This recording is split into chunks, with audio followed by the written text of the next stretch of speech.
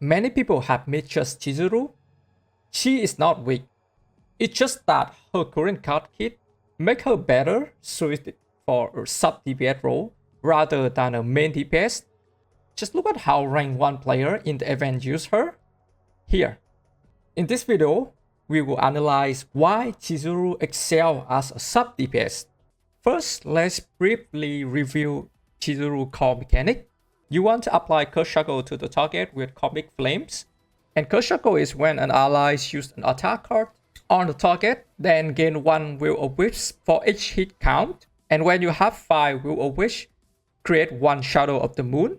So you will want to gain a lot of Will of Wisps with the Tsukuyomi and Oni Hunt. Then you will create a lot of Shadow of the Moon. And this Shadow of the Moon can bind together. If bind is 3 or higher, change into Shadow of the Moon plus, right?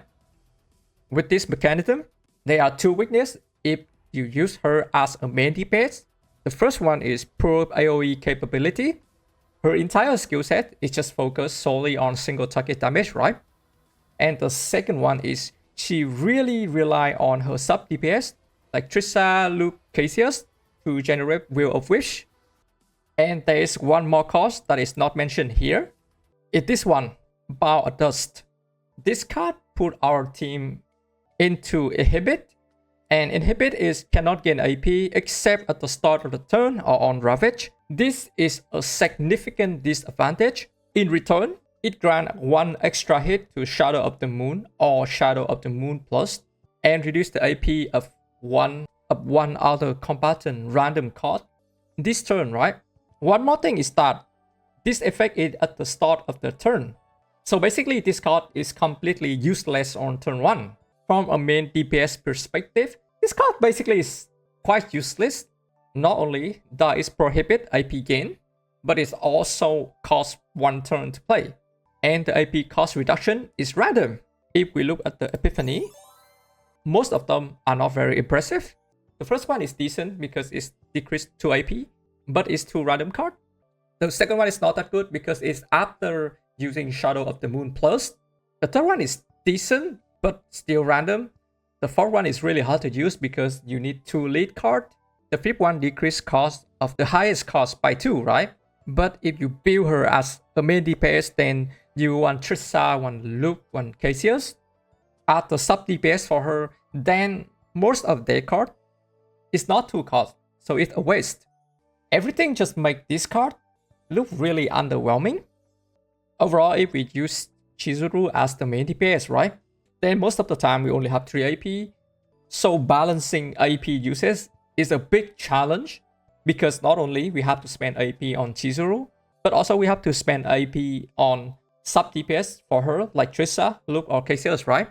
And after all that, the damage output is not high. So why not just use all your AP on main DPS like Luke, like Cassius, or simply use Maylin?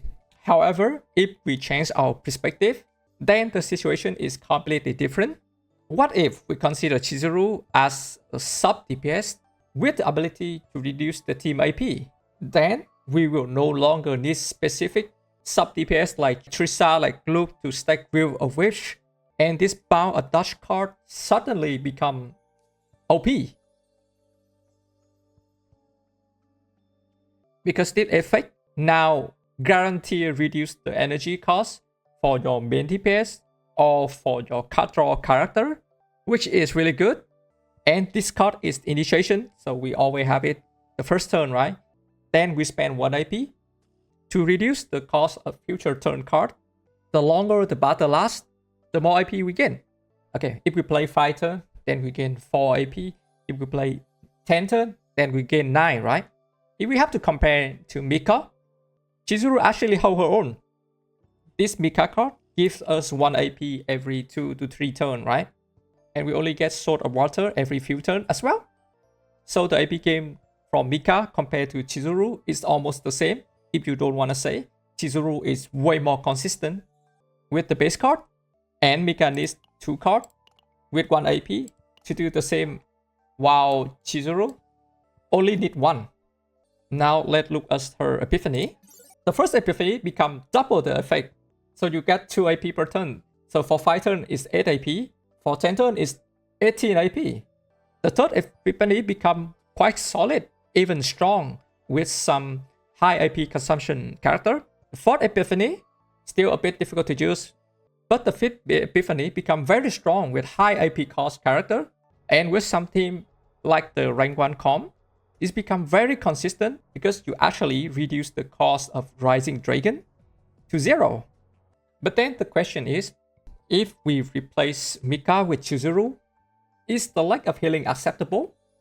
First of all, offense is the best defense in Chaos Zero Nightmare. Offense is almost always better than recovery. If you can kill the enemy faster, you take less damage, then you don't need that much healing. You will accumulate less stress. The second is hand consistency.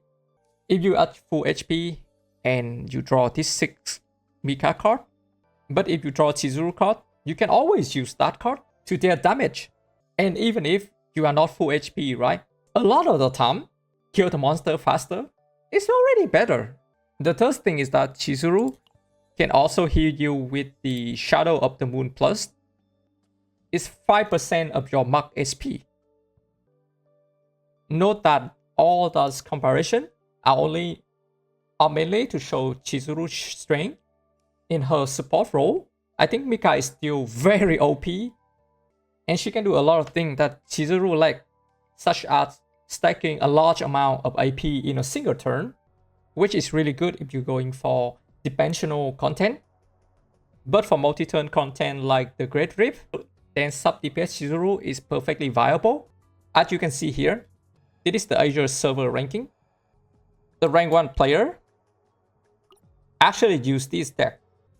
170 memory points, so he just deleted 4 cards and only left the OP Bound of Dust left. And this is already have the Epiphany. So this decreased cost of the cost with the highest cost by 2, right? Combo with Maylin, then your Rising Dragon always get reduced to 0. Really good. But the downside, I think, of Chizuru is that your data will have to be the one that not generate any AP. Basically, you cannot use any Defying Epiphany that give AP. You have to use the draw one, while you have more freedom with Mika.